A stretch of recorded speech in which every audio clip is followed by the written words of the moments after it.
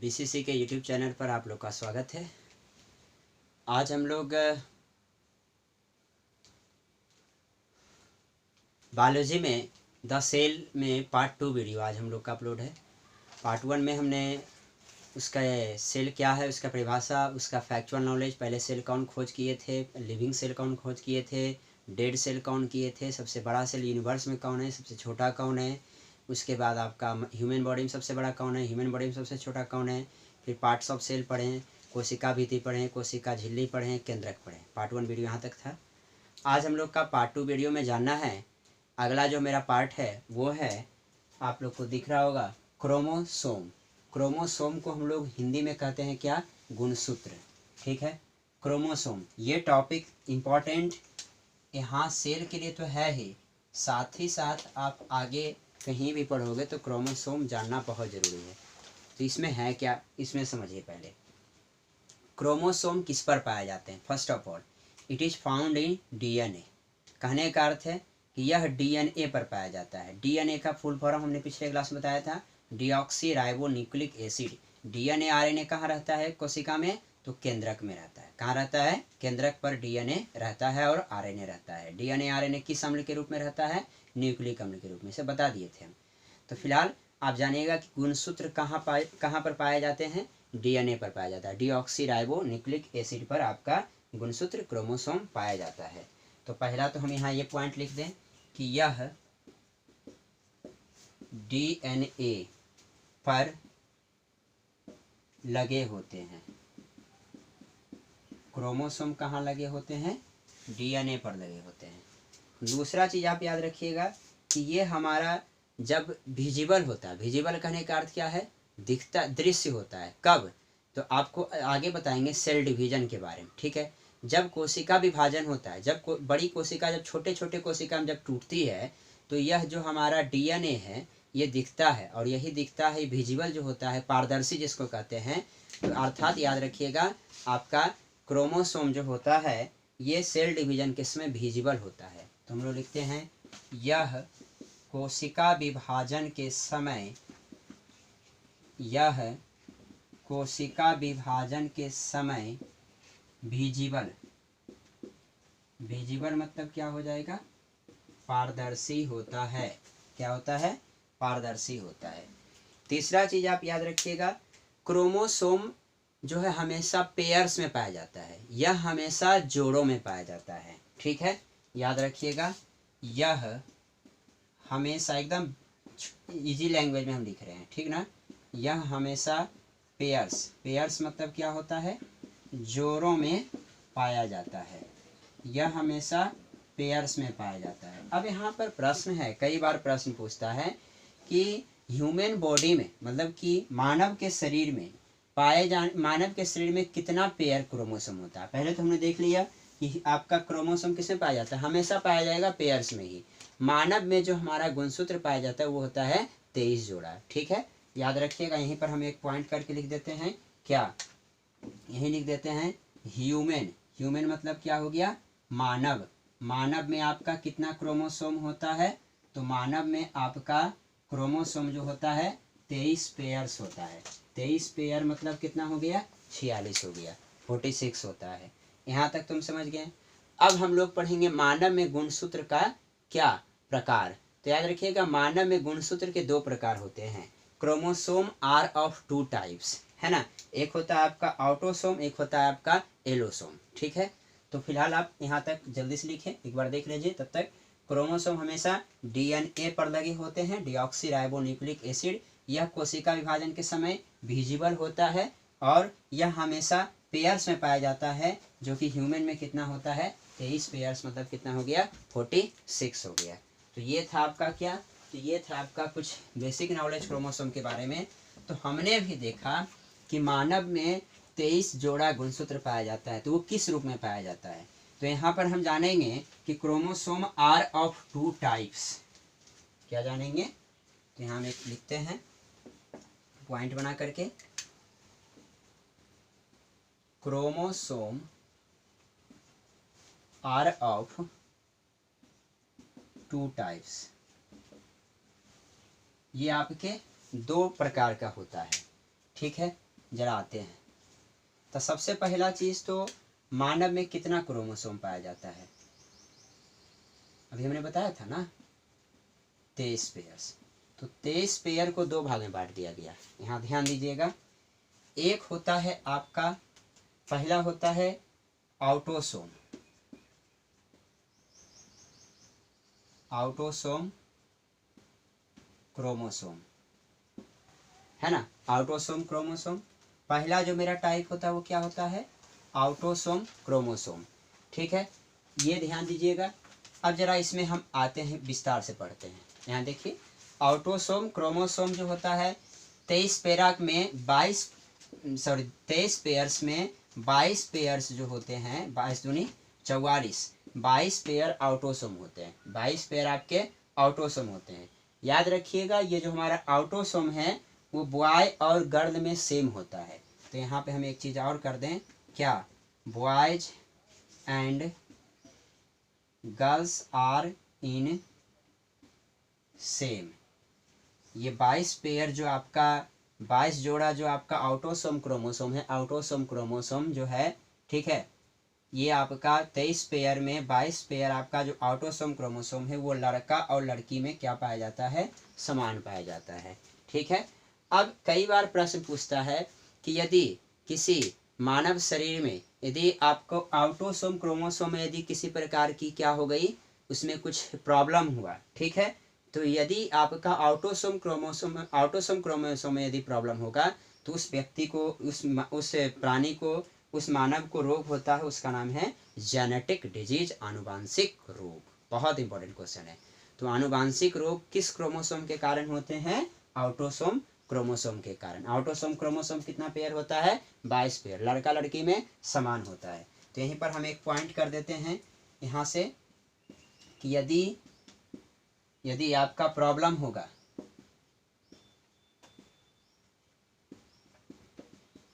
यदि आपका autosome chromosome में यदि प्रॉब्लम होगा तो उसमें आपको कौन सा रोग होगा, जेनेटिक रोग होता है।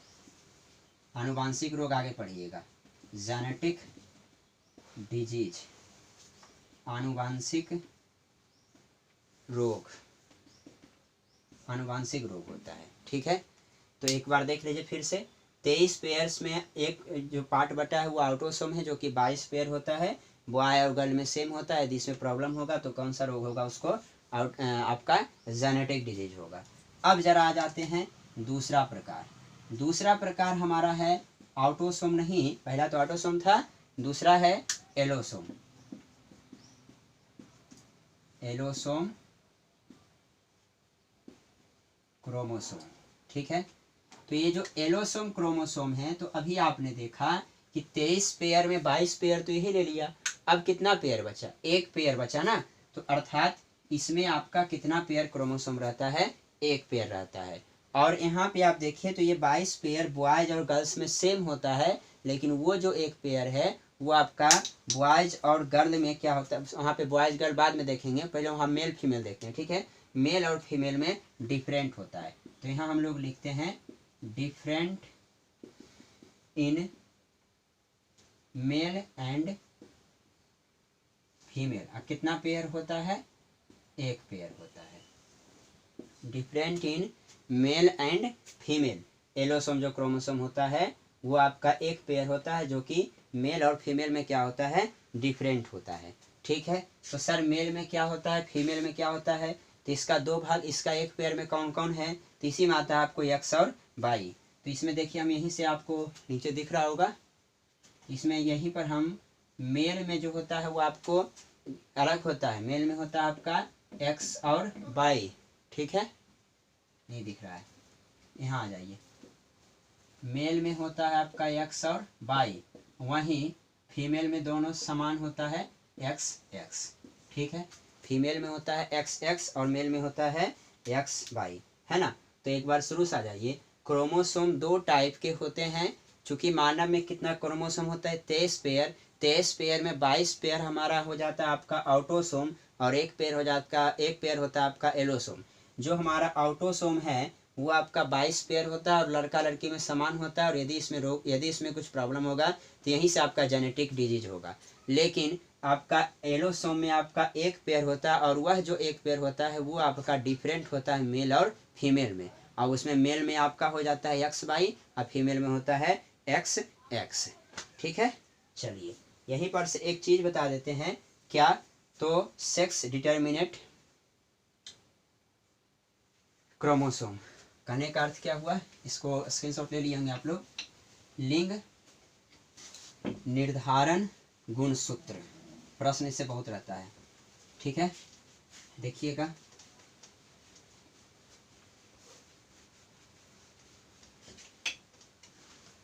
हम यहाँ एक चीज लिखते हैं,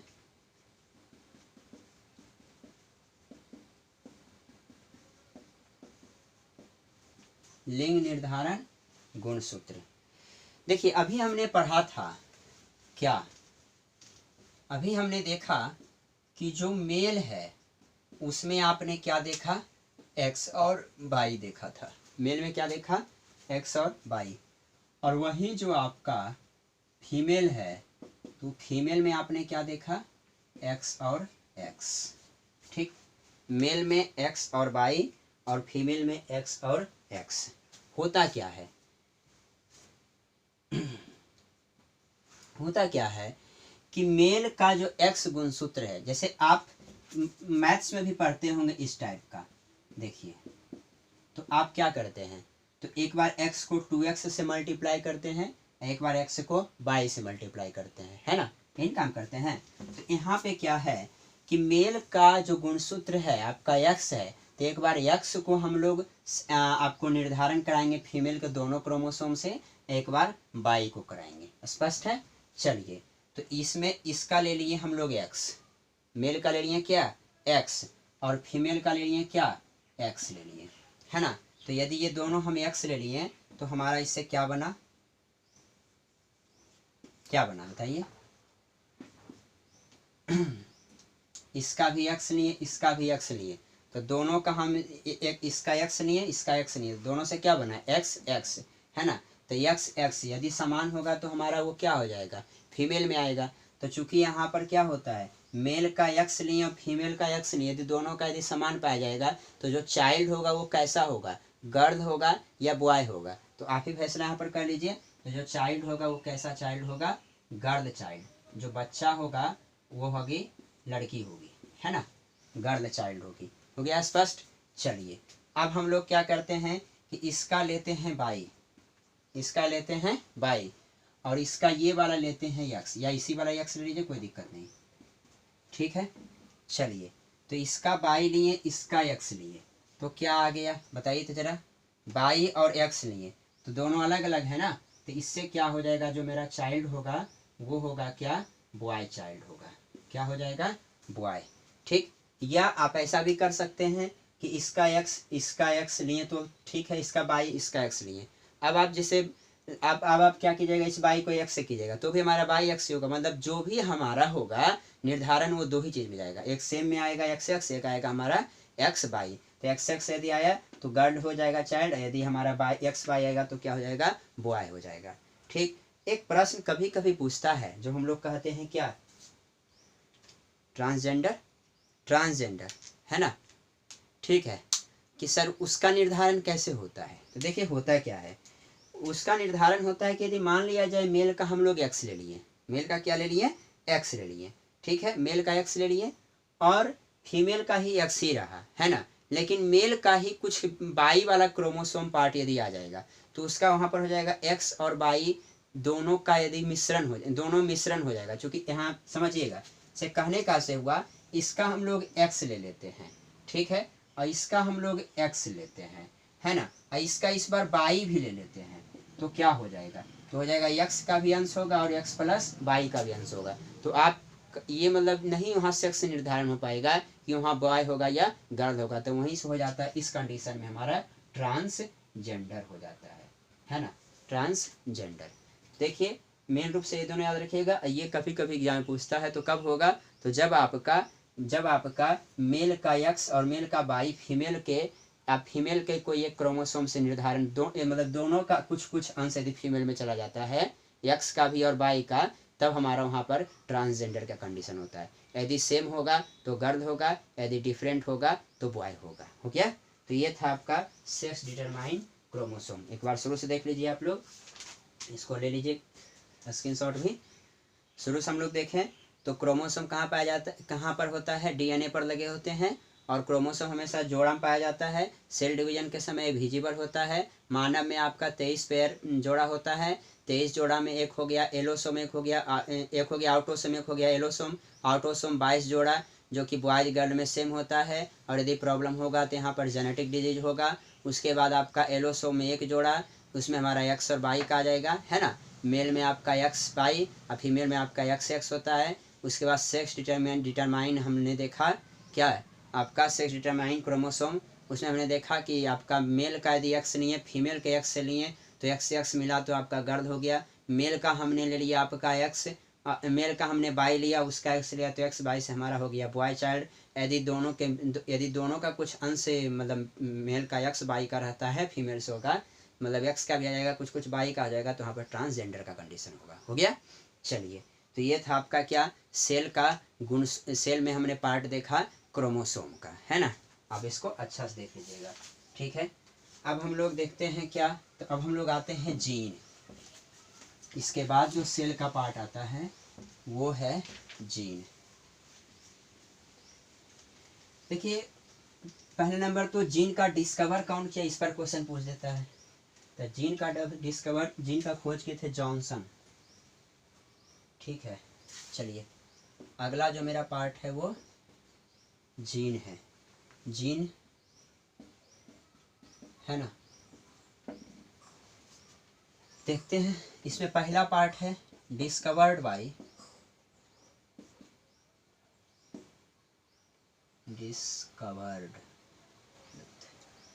इसका जो खोज किए थे वो थे आपके कौन? जॉनसन, ठीक है। दूसरा चीज हम जानते हैं स्टडी ऑफ जीन। तो हमने बताया था एक टिप्स ट्रिक कि किसी का भी स्टडी पढ़िए तो लास्ट में लॉजी लगता है, और जो डॉक्टर उसको देखता है उसको लॉजिस्ट कहते हैं, है ना। चलिए देखिए, तो study of gene, study of gene, gene का स्टडी क्या कहलाएगा? जेनेटिक कहलाता है, जेनेटिक्स, ठीक है। और इसको हम लोग क्या कहते हैं हिंदी में? आनुवंशिकी भी कहते हैं। चैप्टर भी पढ़ना है, आनुवंशिकी अलग से पढ़ना है। इसी में एक टॉपिक मतलब एक चीज़ है कि आनुवंशिकी जब पढ़ दिए तो फादर ऑफ जेनेटिक किनको कहा जाता है, कई बार प्रश्न पूछा है। तो याद रखिएगा, फादर ऑफ जेनेटिक, आनुवंशिकी के पिता ग्रेगर जॉन मेंडल को कहा जाता है। इनको ग्रेगर जॉन मेंडल को, ठीक है, फादर ऑफ। उस इसमें एक प्रश्न और पूछता है कि उनका जो एक्सपेरिमेंट था वो सबसे पहले आपको जो किए थे वो किस पर किए थे? तो मटर के पौधे पर। ये भी याद रखिएगा, सबसे पहले उन्होंने किया था मटर के पौधे पर। तो ये पॉइंट हम यहाँ पर जोड़ देते हैं चूँकि जेनेटिक देख रहे हैं। तो फादर ऑफ जेनेटिक्स, ठीक है, कौन है? तो ग्रेगर जॉन मेंडल। ये हम यहाँ पर थोड़ा सा इस तरह करके लिख दें। सबसे पहले किस पर? मटर के पौधे पर। अब क्या प्रयोग किए थे तो ये सब हम लोग को पढ़ना है जेनेटिक में, अभी नहीं पढ़ना है, बस हम सिंपल बता रहे हैं। सबसे पहले मटर के पौधे पर उन्होंने प्रयोग किया था। एक चीज़ और पढ़ लीजिएगा, क्या ह्यूमन बॉडी में हमारा टोटल कितना जीन होता है? मानव शरीर में, ह्यूमन बॉडी में टोटल जो आपके जीन होते हैं वो कितने होते हैं? तो 30,000 होते हैं, या 30 के मतलब 1000, है ना, करोड़ नहीं कहिएगा। तो ह्यूमन बॉडी में टोटल कितने जीन होते हैं? 30,000 जीन होते हैं। एक बार हम लोग शुरू से रिव्यू कर लें। जीन का खोज कौन किए थे? जॉनसन किए थे। जीन का स्टडी क्या कहलाता है? Genetic, father of genetic Gregor John Mendel मटर के पौधे पर सबसे पहले प्रयोग किए थे। और आपका ह्यूमन बॉडी में टोटल जीन कितना होता है? 30,000 होता है, 30 के होता है। तो ये था आपका जीन के बारे में, ठीक है, ठीक है। अब हम लोग अगला जो पार्ट देखेंगे वो है हमारा सेल का माइटोकॉन्ड्रिया वाला पार्ट है। माइटोकॉन्ड्रिया क्या है? इससे आपको प्रश्न पूछता भी है ना। देखिए, अगला जो पार्ट है वो है माइटोकॉन्ड्रिया, ठीक है, माइटोकॉन्ड्रिया, CHONDRIA, माइटोकॉन्ड्रिया। सबसे पहले तो याद रखिएगा कि माइटोकॉन्ड्रिया का खोज कौन किए थे, तो माइटोकॉन्ड्रिया का खोज किए थे अल्टमैन, ठीक है। फर्स्ट चीज़ तो याद रखिएगा कि माइटोकॉन्ड्रिया का खोज कौन किए थे, अल्टमैन, है ना, ALTMAN, अल्टमैन। चलिए, इसके बाद यहाँ ध्यान दीजिएगा कि कई बार यही पूछता है ये तो खोज किए थे, लेकिन ये शब्द को लाने वाले कौन थे, तो शब्द लाने वाले मतलब इसका नामकरण देने वाले कौन थे, नामकरण कहिए या कभी कभी कहता है इस शब्द का प्रयोग सबसे पहले कौन किए थे, तो किए थे बेंडा, बेंडा, ठीक है। दूसरा चीज याद रखिएगा कि हमने बताया था कि सेल का सबसे लार्जेस्ट पार्ट कौन होता है, केंद्रक होता है, ठीक है। लेकिन सेल का सेकेंड लार्जेस्ट पार्ट, द्वितीय मतलब दूसरा जो सबसे बड़ा भाग होता है सेल का, वो माइटोकॉन्ड्रिया ही होता है। तो यहीं पर हम लोग एक चीज लिख देते हैं कि second largest part of cell कौन होता है, तो माइटोकॉन्ड्रिया। कहने का अर्थ क्या हुआ कि कोशिका का ये क्या होगा, दूसरा सबसे बड़ा भाग होगा, है ना, समझ ही गए होंगे। Second largest part of cell कौन होता है, माइटोकॉन्ड्रिया होता है, ठीक है। अगला एक चीज याद रखिएगा कि ये जो माइटोकॉन्ड्रिया होता है ये डबल मेम्ब्रेन होता है। मेम्ब्रेन हमने समझाया था, कोशिका झिल्ली, कोशिका झिल्ली हमने बताया था कि पादप में कोशिका झिल्ली कहाँ होता है, अंदर में होता है, वही जंतु में कोशिका झिल्ली कहाँ होता है, बाहर में। चूंकि कोशिका भीति पादप में पाया जाता है, तो देखिए ये जो आपका था, एक बार देख लीजिए, ये हमने बताया था किस सेल में, तो ये हमने ले रहा था प्लांट सेल का बात करते हैं।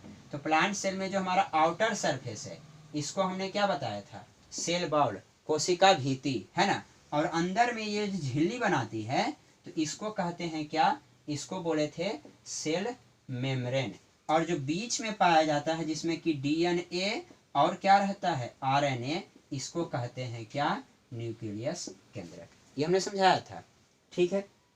तो ये प्लांट सेल में, चूंकि जंतु कोशिका में कोशिका भीति होता ही नहीं है, तो अब आप ही बताइए कि यदि कोशिका भीति नहीं होगा तो जंतु कोशिका का बाहरी सरफेस कौन होगा, कोशिका झिल्ली होगा, है ना। तो कहने का यहाँ पर आशय मेरा ये है कि आपको ये जो आपका है माइटोकॉन्ड्रिया, ये डबल मेम्ब्रेन होता है, ठीक है, मतलब द्विगुणित झिल्ली से जुड़ा हुआ रहता है, या द्वि झिल्ली से। तो हम लिख देते हैं कि यह जो होता है डबल मेम्ब्रेन होता है। मेम्ब्रेन मतलब क्या होता है, झिल्ली, डबल मेम्ब्रेन होता है, ठीक है। अगला जो है सबसे इंपॉर्टेंट है, कई बार प्रश्न पूछा है, पावर ऑफ सेल या एनर्जी ऑफ सेल, मतलब कोशिकाओं का ऊर्जा गृह किसे कहा जाता है, तो याद रखिएगा कोशिकाओं का ऊर्जा गृह माइटोकॉन्ड्रिया को कहा जाता है। अब आते हैं कि आखिरकार इसे कहा क्यों जाता है। इसलिए कहा जाता है क्योंकि आपके पास क्या एनर्जी है या क्या एनर्जी नहीं है, ये निर्धारण करता है रेस्पिरेशन, श्वसन, है ना। आप जो श्वास लेते हैं उसी के अनुसार एनर्जी होता है, ठीक है। तो होता यह है कि माइटोकॉन्ड्रिया का जो हमारा काम जो रहता है वो श्वसन प्रक्रिया में सहयोग करता है। आप जो श्वास लेते हैं उसके प्रोसेस में वो क्या करता है, मदद करता है, सहयोग करता है। अब सहयोग के कारण जब आप कोई भी चीज़, यदि आप श्वास ले रहे हैं तो हवा, यदि ऑक्सीजन अंदर जाता है तो आपके अंदर एनर्जी कब बनता है, तो आपके अंदर एनर्जी खाना खाने से नहीं बनता है। आपने खाना खाया, वहाँ डाइजेशन हुआ, पाचन हुआ, आपका ब्लड भी कब बनेगा, तो ब्लड पहले क्या होता है, अशुद्ध रक्त होता है, उसको शुद्धिकरण कौन करता है, ऑक्सीजन करता है ना। तो हर हाल में हमारा पाचन जो है या हमारे शरीर के अंदर जो एनर्जी बनता है उसमें ऑक्सीजन का योगदान बहुत है, ठीक है। या ऑक्सीजन या कार्बन डाइऑक्साइड भी कह सकते हैं, वो शर्करा का रूप ले लेता है, आपको कार्बोहाइड्रेट का रूप लेता है।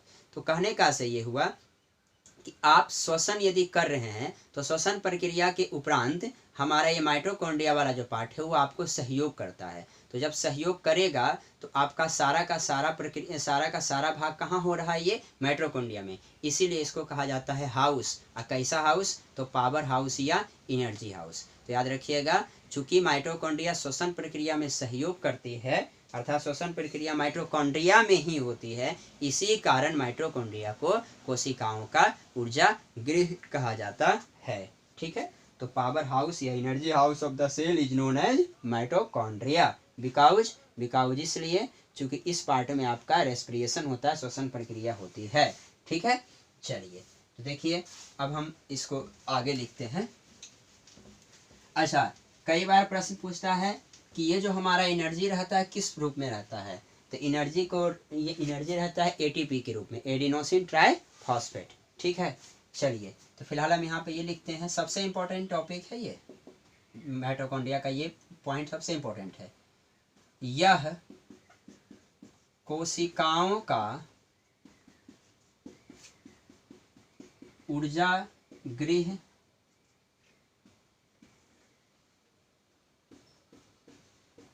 कहलाता है। क्यों?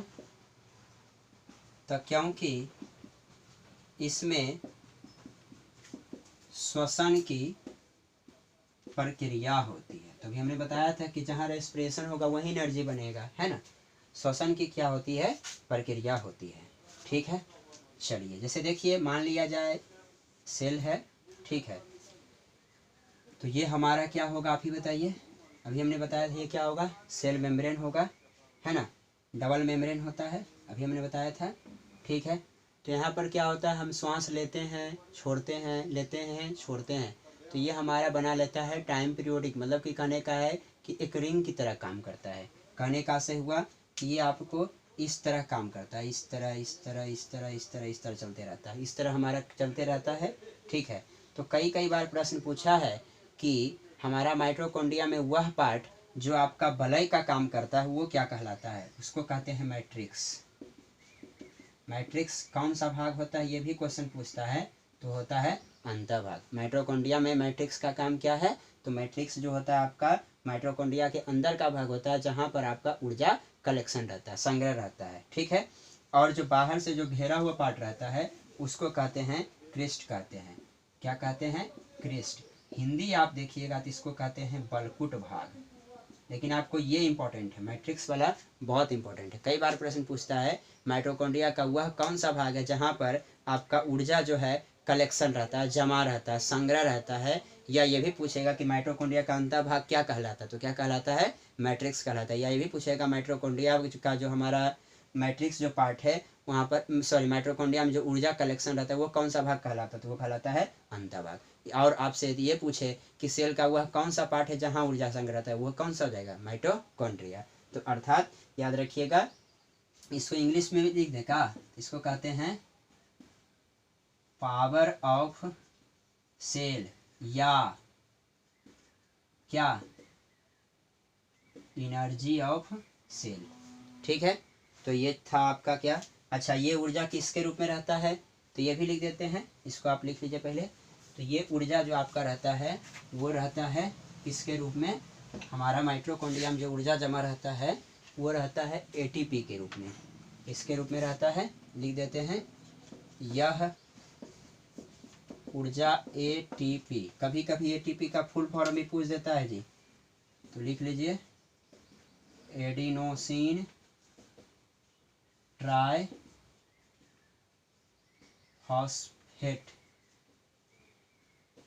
ठीक है, एडिनोसिन ट्राई, यह ऊर्जा एटीपी के रूप में होता है। कभी कभी ये भी पूछता है सर 1 एटीपी बराबर कितना, ऊर्जा का चूंकि सही मात्रा क्या होता है, कैलोरी ना।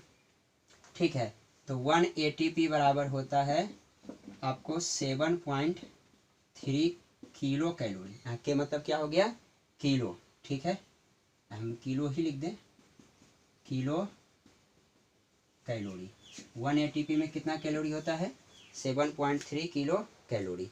तो ये था आपका क्या, माइटोकॉन्ड्रिया। तो आज हम यहीं तक पार्ट रखते हैं। आज हमने 3 पार्ट देखा, क्रोमोसोम, जीन और माइटोकॉन्ड्रिया। ठीक है, चलिए एक बार रिव्यू हम लोग कर देते हैं क्रोमोसोम के बारे में। आइए, क्रोमोसोम हमेशा कहाँ रहता है? डीएनए पर लगा रहता है, डीऑक्सीराइबोन्यूक्लिक एसिड। ये हमारा सेल डिवीजन के समय विजिबल होता है, यह हमेशा पेयर में होता है। मनुष्य में 23 जोड़ा होता है, उसका 2 भाग बांट देते हैं, ऑटोसोम और एलोसोम। ऑटोसोम 22 जोड़ा जो कि हमेशा बॉयज या गर्ल्स में समान रहता है, और इसमें यदि कमी आएगा, सॉरी, यहाँ पर कोई प्रॉब्लम होगा तो जेनेटिक आनुवांशिक रोग होगा। ठीक है, उधर आ जाइए, एलोसोम का एक पेयर था। एक पेयर में हमने एक्स, मेल में आपका एक्स वाई और फीमेल में आपका एक्स एक्स। फिर हमने सेक्स डिटरमाइन देखा था। उसके बाद जीन का खोज किए थे कौन, Johnson, study of gene genetic कहलाता है। और आपका ह्यूमन बॉडी में टोटल जीन 30,000 होता है। और father of genetic Gregor John Mendel होते हैं, मटर के पौधे पर किए थे। माइटोकॉन्ड्रिया का खोज अल्टमाइन किए थे, शब्द आपका बेंडा है। Second largest part of the cell है। और ये याद रखिएगा कि ये डबल मेम्ब्रेन होता है। और ये जो हमारा है कोशिकाओं का ऊर्जागृह कहलाता है। अंतर भाग इसका मैट्रिक्स होता है, बाहर वाला भाग आपका होता है क्रेस्ट मतलब बलकुट भाग। और इसलिए कहा जाता है चूंकि यहाँ पर आपका श्वसन प्रक्रिया माइटोकॉन्ड्रिया में होती है, यह ऊर्जा एटीपी के रूप में होता है। एडिनोसिन ट्राइफॉस्फेट, एक एटीपी बराबर 7.3 किलो कैलोरी होता है। ठीक है, तो आज हम लोग यहीं तक रहेंगे। आगे की वीडियो के लिए आप लोग प्रतीक्षा करें। धन्यवाद।